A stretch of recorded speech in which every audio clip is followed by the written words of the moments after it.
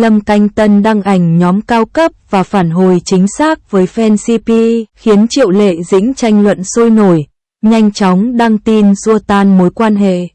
Những người nổi tiếng và nghệ sĩ giải trí dường như đang được chú ý, và mọi hành động của họ đều bị vô số con mắt dò xét. Lời nói và hành động của họ luôn có thể khuấy động những gợn sóng trong lòng người hâm mộ. Giống như giai thoại gần đây giữa Triệu Lệ Dĩnh và Lâm Canh Tân, giống như làn gió thổi qua hồ, nhiều cư dân mạng đã bắt chước hành động nhướng mày vui nhộn, cười chia sẻ. Lâm Canh Tân và Triệu Lệ Dĩnh, cặp đôi vàng, từng giải vô số ngọt ngào trong kiệt tác màn ảnh Working with the Phoenix, cuối cùng cũng mang đến cho chúng ta một bộ phim hạnh phúc kẻ thù ngoài đời thực khiến người ta bật cười. Câu chuyện phải bắt đầu từ thời điểm Triệu Lệ Dĩnh hoàn thành xuất sắc việc quay bộ phim mới in The Wall tại Trùng Khánh. Chứng kiến Triệu Lệ Dĩnh cố gắng hết sức để làm hòa với Lâm Canh Tân, kèm theo những lời lẽ gay gắt, đó khiến mọi người bật cười.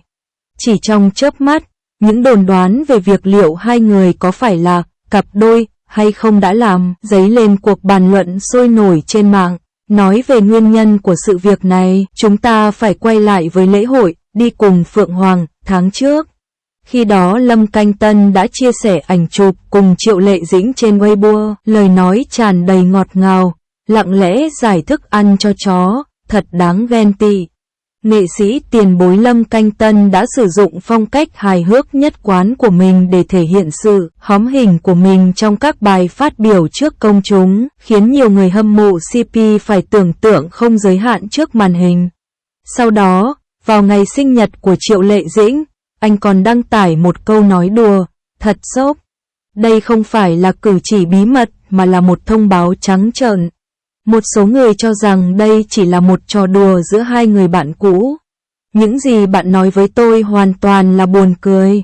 Tuy nhiên, một số người suy đoán rằng đằng sau điều này là phương pháp cường điệu được lên kế hoạch cẩn thận của Lâm Canh Tân, cố gắng sử dụng phương pháp cực đoan này để thu hút sự chú ý và tạo ra ồn ào. Nhìn bề ngoài, Triệu Lệ Dĩnh dường như đã mất đi sự kiên nhẫn vốn có với Lâm Canh Tân, thay vào đó lại mắng mỏ anh không thương tiếc, như thể cô vừa giáng cho Lâm Canh Tân một cái tát thật lớn.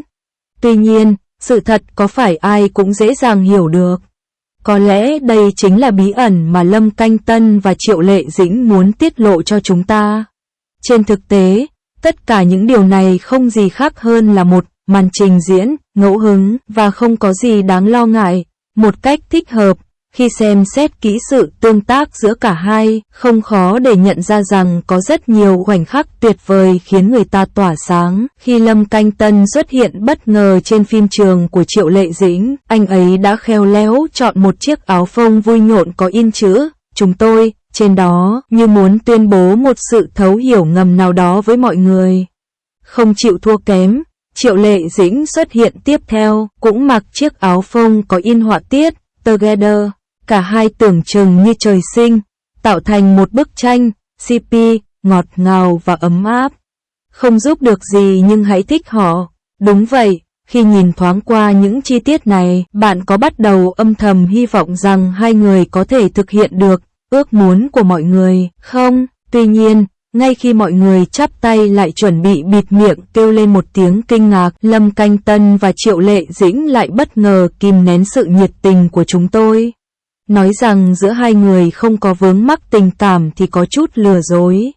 Bất chấp cái gọi là danh tính, bắt đầu từ cảnh quay, du ngoạn cùng Phượng Hoàng, họ đã tiếp tục để lại nhiều khoảnh khắc thân mật giàu trí tưởng tượng và những video mơ hồ cho khán giả. Trong buổi biểu diễn, Triệu Lệ Dĩnh đã hết lòng cống hiến hết mình cho vai diễn, trong khi Lâm Canh Tân không hề nao núng thể hiện tình yêu sâu sắc và sự cảm kích dành cho cô. Khi diễn giải vai diễn, Lâm Canh Tân đã nói một cách hùng hồn, trong khi Triệu Lệ Dĩnh chăm chú lắng nghe, trong mắt cô có chút hứng thú. Một đoạn video quay lén vô tình bị rò rỉ, ghi lại cảnh hai người trò chuyện, cười đùa thân mật trong phòng khách, thể hiện sự dịu dàng, tình cảm.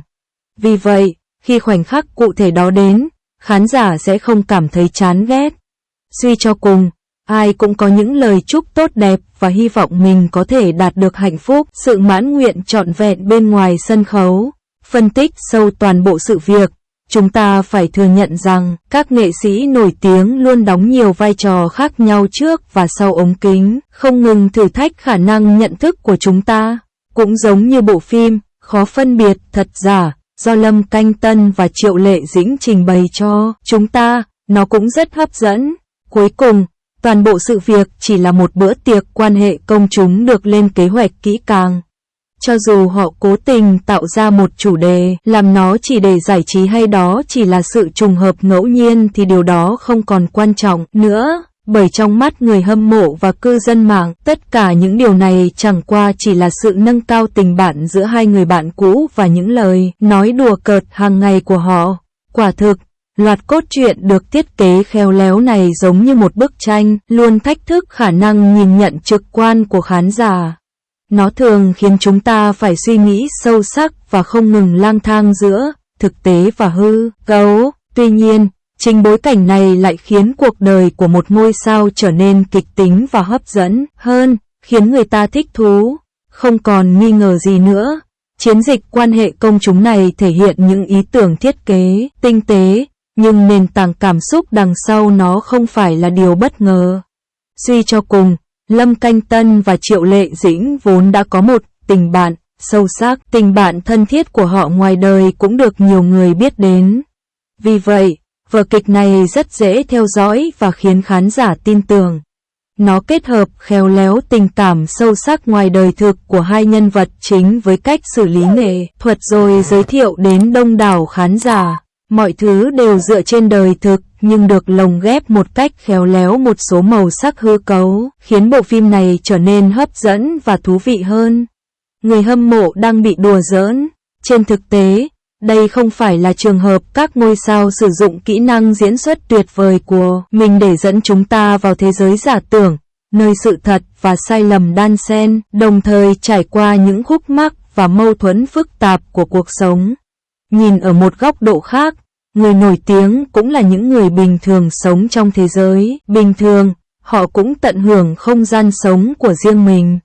Ngay cả khi họ thỉnh thoảng thể hiện một số điều bí ẩn, giải một ít thức ăn ngọt cho chó hoặc thậm chí thực hiện một số âm mưu kịch tính ở nơi công cộng, đó chỉ là cách tự nhiên để họ tìm thấy niềm vui cuộc sống và giải tỏa áp lực công việc. Mỗi người đều có một thái độ sống khác nhau, điều này đặc biệt nổi bật trong thế giới của những người nổi tiếng. Một số người muốn thể hiện mình trước ống kính và tận hưởng sự chú ý, trong khi những người khác thích giữ thái độ khiêm tốn và che giấu con người thật của mình ở hậu trường. Cho dù họ chọn công khai mối quan hệ của mình hay giữ bí mật, điều quan trọng là liệu họ có thể cảm thấy thỏa mãn và hạnh phúc hay không. Là người ngoài cuộc, chúng ta không cần bình luận quá nhiều về sự lựa chọn của họ. Suy cho cùng, mỗi người đều có cách theo đuổi hạnh phúc riêng. Nói chung, những người nổi tiếng coi cuộc sống như một nhà hát rộng lớn, trong đó thỉnh thoảng các vở kịch và âm mưu khác nhau được trình diễn, từ lâu đã trở thành một phần trong cuộc sống của họ. Với tư cách là những người biểu diễn, họ đã tích hợp biểu diễn vào xương của mình và coi đó như một triết lý sinh tồn độc đáo và một lối sống độc đáo. Vì vậy, chúng ta nên tránh đánh giá quá cao hoặc gây áp lực đạo đức lên những điều như vậy, mà nên học cách xem xét chúng với một tâm trí cởi mở và sử dụng con mắt tinh tường để giải thích những ý nghĩa sâu xa bên dưới bề mặt này. Đây là cách khôn ngoan để sống hòa hợp với các vì sao. Trong mắt chúng ta, cuộc sống có thể bình thường, nhưng đối với họ, mỗi ngày đều giống như một vở kịch hấp dẫn đòi hỏi họ phải tập trung và không bao giờ lơ là. Vì vậy, chúng ta hãy đánh giá cao kỹ năng diễn xuất tuyệt vời của họ và đánh giá cao sức hấp dẫn độc đáo của cuộc sống.